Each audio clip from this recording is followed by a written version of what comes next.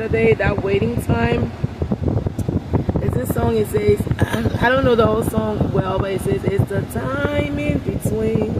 You know, like Jesus is in the tomb and he rises tomorrow, but the disciples and everybody else had no idea that tomorrow, like Sunday morning, he would have risen from the dead.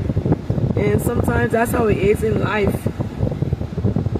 Friday has come, everything is dead, there's betrayal, there's darkness.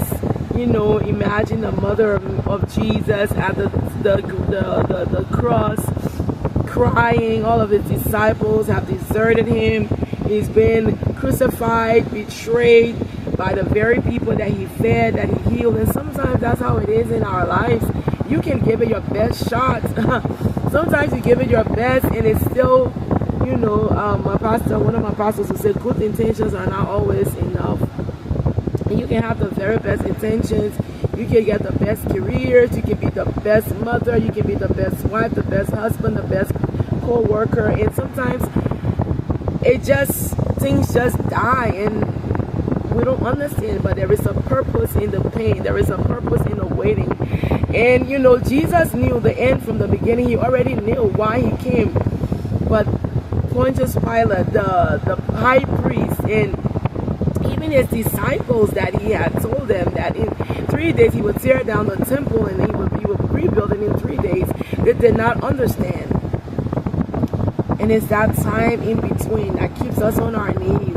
It's that time in between that, you know, there's tears and it feels like everybody has forsaken us. This very Jesus that we feed 5,000, this very Jesus that we healed, the Bible says he healed all of their diseases. He would go in a town and they would bring all the sick people to him, and he would heal everybody. He would raise the dead. He would comfort them. And it was the same Jesus. He carried the cross. He was betrayed. They poked him with spears. They put a crown of thorn on his head. They gave him a bitter drink. And he cried, "Oh, Father, forgive them, for they know not what they do." And sometimes that's all we got to do. Sometimes we ourselves, we don't even know the next step. We don't even know the next plan that God has for us. I'm sitting here in my car and I'm thinking I'm going to go to the grocery store. And maybe I'm going to meet somebody and talk to them about Jesus, and that could just be a defining moment for them. We don't even know the next moment. But it's that time in between, like Jesus in the tomb on Saturday, and through the eyes of faith